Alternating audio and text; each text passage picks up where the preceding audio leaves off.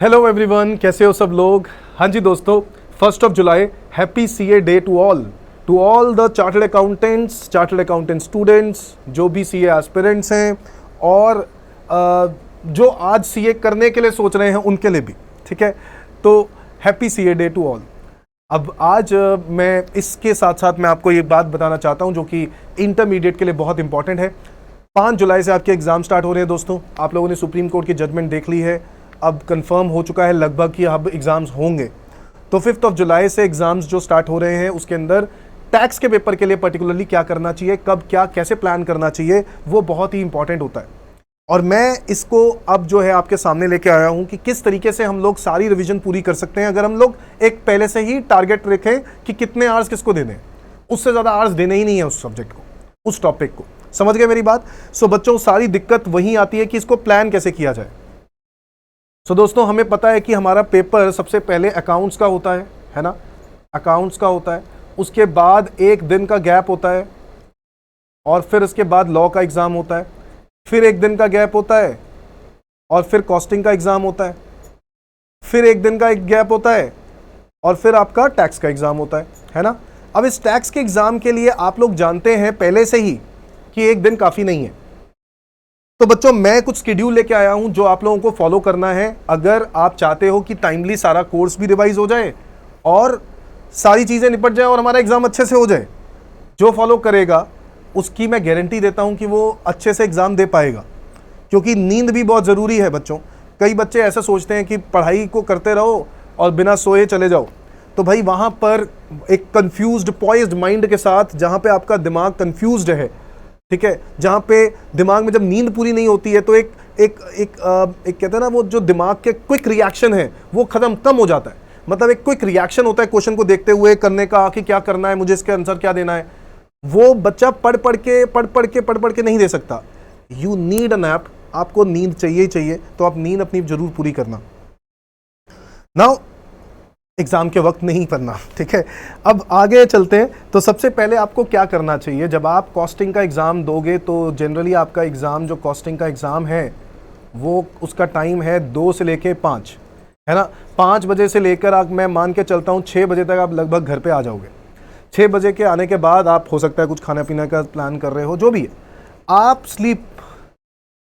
आप सोने की कोशिश करो 2 घंटे की, अगर आपको नेचुरल नींद आ रही है तो, ठीक है। क्योंकि कई बार बच्चों को नेचुरल नींद नहीं आती है। कई बार बच्चे कहते हैं कि सर नहीं, नींद ही नहीं आती। अच्छा, सबसे बुरी आदत क्या है बच्चों की, बच्चे आएंगे, आते ही कैलकुलेशन करनी स्टार्ट करेंगे। इसमें 1 नंबर मिल जाएगा, कॉस्टिंग का क्वेश्चन पेपर, हाँ क्वेश्चन पेपर उठाया, उसके बाद इसमें 2 नंबर मिल जाएंगे, यार इसमें तो 8 नंबर मिल ही जाएंगे, इसमें 6 मिल जाएंगे। इसमें वो नंबर काउंट कर रहे होते हैं, टोटल 40-45 बन रहे हैं, नहीं बन रहे, काट कुटा के। भाई नहीं, मत करना टाइम वेस्ट। जो करना है, अगर आपने अपने दोस्तों के साथ करना भी है तो वहीं पर 10 मिनट कर लेना, 15 मिनट मैक्सिमम, और फिर निकल आना और उसके बाद आके फिर से पेपर को नहीं उठाना। समझ गए मेरी बात। उसके बाद टैक्स के पेपर की चिंता करो, क्योंकि वो और भी ज्यादा भयानक होने वाला है। बहुत कोर्स होता है, सबसे बड़ी दिक्कत यही होता है, आप जिस बच्चे से भी पूछोगे उसकी दिक्कत यही है कि कोर्स इतना ज्यादा है कि हम लोग कर ही नहीं पाते। तो आप लोगों ने कैसे करना है, आपको अपनी नींद पूरी करनी है। नींद पूरी करना है वो जरूरी है। अगर नहीं करते हो, अगर आप नहीं सोते हो क्योंकि आपको नेचुरली नींद नहीं आ रही है, तो आप अपनी रिवीजन स्टार्ट करेंगे सबसे पहले पीजीबीपी चैप्टर के साथ। किसके साथ? पीजीबीपी चैप्टर के साथ। PGBP with firms, with partnership firm जो चैप्टर होता है, इसमें आप लगाएंगे अराउंड 2 आवर्स। मैं जितने आवर्स दे रहा हूं सिर्फ उतने ही आवर्स लगाने हैं, उससे ज्यादा लगाने ही नहीं दोस्तों। समझ गए मेरी बात। पीजीबीपी विद फर्म्स को आपने उसी दिन कवर करना है जिस दिन आपका कॉस्टिंग का एग्जाम होता है। कॉस्टिंग के एग्जाम के बाद आपको इमीडिएटली रात को इसी के लिए बैठना है। कैपिटल गेन्स, इसके बाद आप उठाओगे कैपिटल गेन्स। कैपिटल गेन्स का जो टॉपिक है लगभग 1.5 घंटे में हो जाना चाहिए पूरा रिवाइज। सबको एक फटाफट ही तो रिवीजन करनी है ना। क्विक रिवीजन, ऐसे ऐसे देखना है, चल भाई डन, स्कैन करते रहना है कि नहीं, स्कैन करना अपने दिमाग में, चलो भाई पढ़ते जाओ, स्कैन करते जाओ, स्कैन। बिकॉज आप अगर ये क्या सोच रहे हो कि मैं क्वेश्चन करने बैठ जाऊं तो गलत है। क्वेश्चन नहीं कर सकते उस टाइम पर। थ्योरी भी आप ऐसे रीडिंग नहीं कर सकते एग्जैक्टली कि आप एक एक चीज करके लर्निंग करने लग जाओ ना। आपको रिवीजन करनी है, मीन्स ओनली रीडिंग। 1.5 घंटे में कैपिटल गेन निपटाना है। आप समझ सकते हो कि इतना बड़ा चैप्टर, अब कैपिटल गेन को 1.5 घंटे में कैसे करोगे, वो आप ही जानते हो। और आपका टारगेट होना चाहिए कि सैलरी चैप्टर को भी आप 1.5 घंटे के अंदर खत्म कर दो। जी हाँ, ये 3 चैप्टर उसी दिन खत्म कर दो जिस दिन आप कॉस्टिंग का एग्जाम देने आते हो। ये आपका टारगेट होना चाहिए, क्योंकि ये एक बहुत बेहतरीन टारगेट है। 3.5 घंटे टोटल हो गए 5 घंटे। 5 घंटे में अगर आपने ये रात को कर दिया, समझ रहे हो मेरी बात? मुझे पता है बड़ा मुश्किल है कि हाँ सर आप कैसे कह रहे हो सर 3-4 बजे तक, मतलब हम लोग सोएंगे नहीं क्या? सोएंगे, बिल्कुल सोएंगे। आप सोने का टाइम अपना रखो 2 घंटे का। अगर आपको नींद नहीं आ रही है तो आप अपनी पढ़ाई स्टार्ट कर दो, ठीक है। और अगर आप नींद आ रही है तब भी आपको, इसके बाद भी आपको ये 3 चैप्टर्स करके ही सोना है, ये टारगेट लेके चलना है। जितना जल्दी पहले ये मोटे मोटे चैप्टर पहले खत्म कर दोगे तो आपको अगले दिन प्रेशर कम पड़ेगा, अगले दिन प्रेशर कम पड़ेगा। पॉसिबल हो या ना हो, करना तो है ये। समझ गए मेरी बात? अब क्या करना है, एक और दिक्कत जो आपको ध्यान रखनी है टैक्स के लिए, जब भी आप पढ़ रहे हो कुछ भी, साइमल्टेनियसली अमेंडमेंट्स साथ में रखने हैं। सब कुछ विद अमेंडमेंट्स पढ़ना है, और अमेंडमेंट्स बहुत ध्यान से पढ़ने हैं, चीजें क्लियर होनी चाहिए विद अमेंडमेंट्स।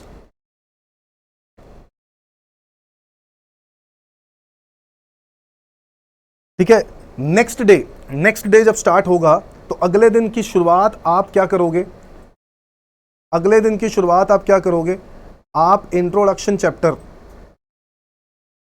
अगले दिन की स्टार्ट नेक्स्ट डे मॉर्निंग में करीब 10 बजे के आसपास भी उठते हो, क्योंकि आपका नाइट का टाइम, ये देखो मैं थोड़ा सा ना, अगर जो बच्चे मेरे साथ सहमत है वो नाइट वाले बच्चे हैं, ठीक है, तो नाइट वाले बच्चे तो ऐसे कर सकते हैं। बट जो लोग मॉर्निंग वाले बच्चे हैं, तो 6 बजे मॉर्निंग में पढ़ना पसंद करते हैं, ठीक है, उनके लिए तो मैं ये कहूँगा कि उनको तो फिर ये 2 चैप्टर्स वो सुबह सुबह कर लें। मतलब टिल 10 आपको मॉर्निंग में ये चीज़ें ख़त्म होनी चाहिए। अब चाहे सुबह सुबह उठ के कर लो, चाहे आप रात को करके सो, और फिर उसके बाद सुबह उठो। समझ गए मेरी बात? 10 बजे से पहले पहले। और उसके बाद आप नेक्स्ट डे आधा घंटा, हाफ आवर आप लगाओगे इंट्रो चैप्टर पर, इंट्रोडक्शन, जिसमें टैक्स रेट्स वगैरह सब चीज़ों की बात होती है। Introduction chapter, introduction to income tax act, residential status, इसमें मैक्सिमम टू मैक्सिमम आपको हाफ आवर लगेगा, क्योंकि सब चीज़ें आती हैं, आसान होती हैं। आधा घंटा मैक्सिमम काफ़ी है।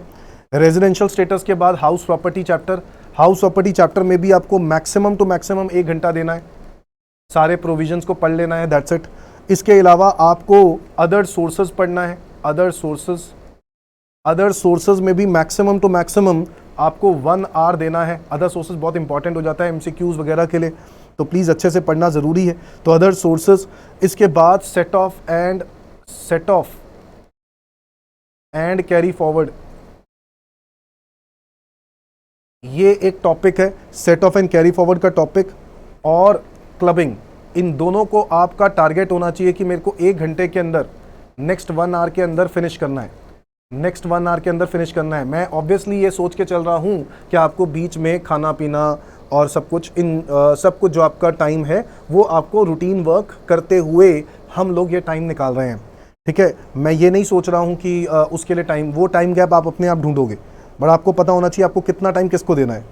Other sources, set of clubbing के बाद डिडक्शंस का जो टॉपिक है, आपके पास ज़्यादा टाइम नहीं होगा, हालांकि बड़ा इंपॉर्टेंट है, फिर भी आप इसमें आधा घंटा ही लगा पाओगे, हाफ आवर डिडक्शंस में। उसके बाद आपको टीडीएस टीसीएस आपको आधा घंटा, हाफ आवर, सारे रेट्स, सारे प्रोविजंस को एक बारी फटाफट रीड करना है, और टीडीएस टीसीएस को आधे घंटे के अंदर ख़त्म करना है। आपसे हो सके या ना हो सके, करना तो उतने ही टाइम में है ना। Advance tax and agriculture income, इसको भी आपको मैक्सिमम आधे घंटे के अंदर फिनिश करना है। एडवांस टैक्स और एग्रीकल्चर इनकम छोटे छोटे चैप्टर्स हैं, ज़्यादा बड़े चैप्टर्स नहीं हैं, ठीक है। और इसके बाद आ जाता है फाइलिंग ऑफ आईटीआर। ये वाला जो टॉपिक है ये आपको करना है एक बारी रिवाइज सारा का सारा, और इसमें भी आपको मैक्सिमम हाफ आवर देना है। तो आधे घंटे के ये जो टॉपिक्स हैं ना, ये आपको ध्यान रखने हैं कि आधे घंटे के अंदर आप फिनिश कर पाओ, ठीक है।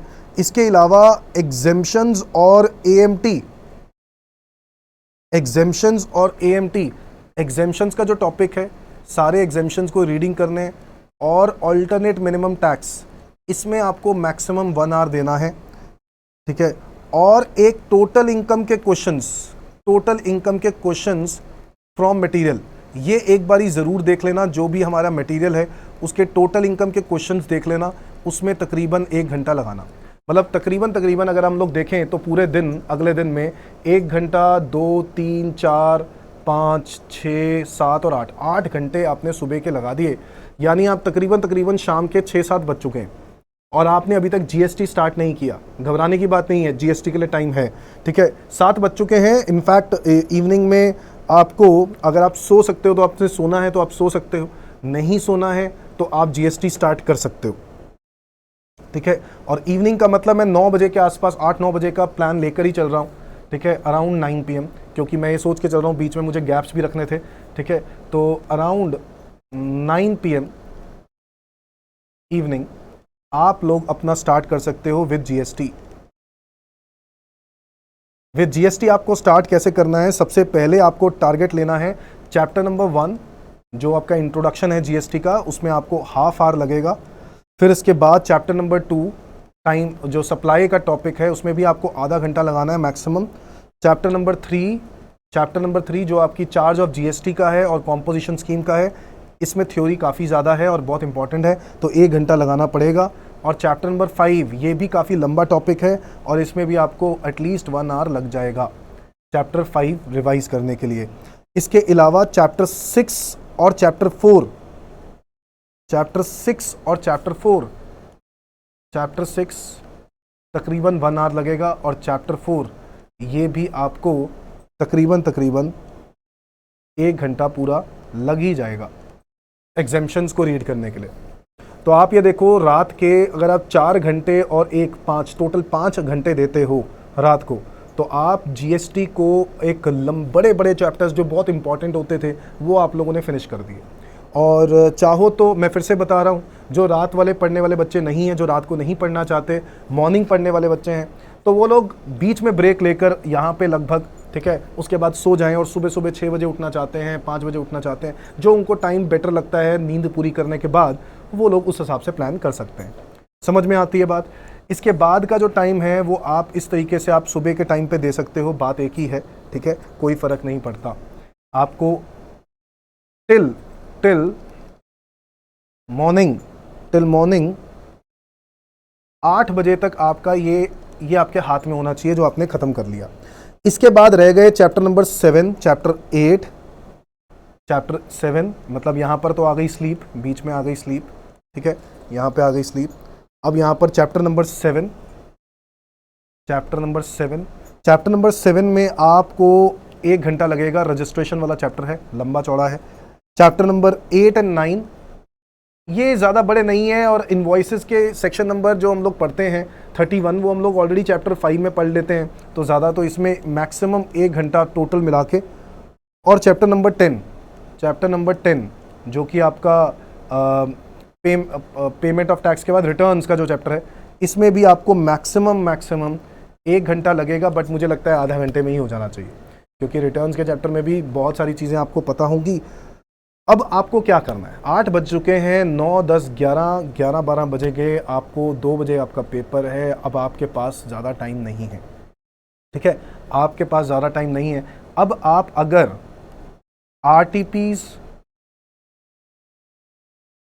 वैसे तो आरटीपी एमटीपी आपको पहले ही कर लेना चाहिए, अगर आप कर चुके हो तो बहुत ही बढ़िया है, फिर ज़रूरत नहीं है उठाने की दोबारा, ठीक है, आरटीपी एमटीपी दोबारा उठाने की ज़रूरत नहीं है। बट अगर आपके पास अब भी टाइम बचता है तो आरटीपी एमटीपी और जो अमेंडमेंट्स हैं वो ज़रूर अच्छे से रिवाइज़ करना है, एक बार सारे रिवाइज़ करने हैं अमेंडमेंट्स, समझ गए? एक जगह पे लिखे होने चाहिए अमेंडमेंट्स, एक ही बारी में उसको सारे रिवाइज करने हैं, चैप्टर वाइज सारे अमेंडमेंट्स। आपने साथ में तो विद अमेंडमेंट्स पढ़ा ही होगा, बट स्टिल एक बारी और अमेंडमेंट्स पर ध्यान देना, क्योंकि इस बार एग्जाम अमेंडमेंट्स पर फिर से आने के चांसेस हैं पूरे के पूरे। तो आपको इस तरीके से अगर आप चलोगे तो 2 बजे के एग्जाम के लिए आप रेडी हो, नींद भी आपने पूरी करी, खाना पीना प्रॉपर खा के उसके बाद ही आपको एग्जाम देने जाना है। नहीं, कोई भी ये बच्चा ना सोचे कि मैं नींद पूरी ना करूं, मैं नींद नहीं पूरी कर सकता, मैं ये नहीं कर सकता, मैं वो नहीं, ऐसा नहीं है, नींद पूरी करनी ही पड़ेगी। Is that clear?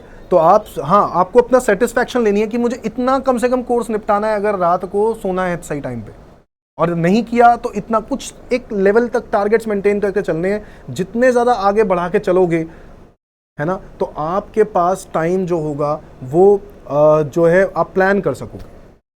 अब आगे मैं बात करूं तो आपको पता है कि इस बार केस स्टडी वाले क्वेश्चंस आने हैं एग्जाम के अंदर, टैक्स में, जो उसके एमसीक्यूज हैं, है ना, मल्टीपल चॉइस क्वेश्चंस हैं, वो केस स्टडी वाले आने हैं। जैसे कि एक पूरा का पूरा टोटल इनकम का क्वेश्चन दे दिया, उसके अंदर 4-5 क्वेश्चंस दे दिए और उसको सॉल्व कर दिया, सॉल्व करने के लिए। तो मेरे को नहीं लगता वो मुश्किल है। वो एक ऐसा ही है जैसे आप पीजीबीपी का एक क्वेश्चन आप पूरा कर रहे हो, वो लोग उसी के अंदर से पार्ट्स करके पूछते रहते हैं कि चीज़ें क्या करना है, इसका आंसर क्या है, इसका आंसर क्या है। बट मुझे नहीं लगता कि वो मुश्किल है, तो वो आप कर सकते हो। बट हाँ, केस स्टडी वाले केस में आपको एक ये वाला प्रैक्टिस करने की इसकी कोई ज़रूरत नहीं है दोस्तों। कहीं आपको लगे प्रैक्टिस करनी है, प्रैक्टिस जो आपने कर ली है दैट इज़ इनफ। अगर आपने प्रैक्टिस पहले से कर ली है that is more than enough. अब आपको दोबारा उठाने की ज़रूरत नहीं है। मल्टीपल चॉइस क्वेश्चंस को भी अब आपको दोबारा उठाने की ज़रूरत नहीं है। अब कुछ भी उठाने की ज़रूरत नहीं है, आपके पास टाइम ही नहीं है। पहले ही उठाना था जो उठाना था, और आई होप आपने उठाया होगा और अभी तक कंप्लीट कर लिया होगा। ठीक है दोस्तों, तो इस तरीके से आप एग्ज़ाम देने जाओगे जब आप लोग सारे टॉपिक्स को, सब चीज़ें इंक्लूडिंग एवरीथिंग, अमेंडमेंट्स वगैरह सब कुछ कर लेते हो अच्छे से, तो आपके पास अच्छा खासा टाइम होगा। आप लोग कोर्स रिवाइज करके जा रहे हो, एक एक चीज़ आपने करके गए हो, तो एक कॉन्फिडेंस अपने आप बढ़ जाता है। 1-2 चैप्टर छूट जाते हैं तो डर होता है ना, बट हालांकि किया हो। अब एक और तरीका भी ये है यहाँ पर कि आप उन चैप्टर्स को बिल्कुल एंड में लेकर जा सकते हो जो आपको बहुत अच्छे से आते हैं। जो आपको लगता है आपको बहुत अच्छे से आते हैं ना, उन चैप्टर्स को बिल्कुल एंड में ले जाओ। इसमें कुछ फेरबदल करनी है तो कुछ ऐसे ही कर सकते हो, दैट्स इट। फेरबदल करो, बट आवर्स को देख लेना, मेरे आवर्स जो मैंने दिए हुए हैं वो इससे ज़्यादा या कम नहीं होने चाहिए। ठीक है, आपको आवर्स उतने ही देने हैं। बट हाँ, अगर आपके लिए कोई एक ऐसा चैप्टर जो बहुत ईजी है, बहुत आसान है, मैं नहीं भी पढ़ूंगा तो चलेगा, उन चैप्टर्स को बिल्कुल पीछे ले जाओ कि मैं एंड में जाते जाते देख लूंगा। ठीक है, और पहले वो चैप्टर्स देख लो एक बारी जो आपको ऐसा लगता है कि मुश्किल भी है, इंपॉर्टेंट भी है और आना ही आना है एग्जाम में, तो वो वाले क्वेश्चंस को पहले, जैसे मैंने पीजीपी, कैपिटल गेन और सैलरी मैंने इसीलिए पहले उठाया क्योंकि इनमें से क्वेश्चन आने ही आने हैं। ठीक है, फिर इसके बाद इंट्रो, रेजिडेंशियल, हाउस प्रॉपर्टी सब कुछ करना तो है ही है, सारों में से कुछ ना कुछ पूछते हैं। एमसीक्यूज आने के बाद तो स्कोप और बढ़ गया है इंस्टीट्यूट का पूछने का। समझ गए मेरी बात? सो ऑल द बेस्ट दोस्तों, और मैं उम्मीद करता हूँ एक अच्छे पेपर के लिए आप लोग रिवीजन कर चुके हो, अमेंडमेंट्स पढ़ चुके हो अच्छे से, आप लोग तैयारी के पूरी रेडी है। मैं उम्मीद करता हूँ कि सब कुछ अच्छा होगा, और अपना ऑब्वियसली ध्यान रखते हुए, प्रिकॉशंस लेते हुए, मास्क और सैनिटाइज़र हाथ में लेकर ही चलना पड़ेगा। ये आपके एक इंस्ट्रूमेंट्स हैं हमेशा के लिए। अब पता नहीं कब तक चलेगा ये चीज़, बट जब भी चल रही है अभी तो हमारे हाथ में ये चीज़ होनी चाहिए। ठीक है, और इन चीज़ों पर ध्यान नहीं देना और सिर्फ पढ़ाई पर ध्यान देना है, पेपर पे ध्यान देना है इतने टाइम के लिए जो अब आपके पास टाइम बचा हुआ है। ठीक है बच्चों, चलो ऑल द बेस्ट, और मिलते हैं फिर एग्ज़ाम के बाद, बात करेंगे, एग्ज़ाम के पेपर को डिस्कस करेंगे। ठीक है, थैंक यू, बाय बाय।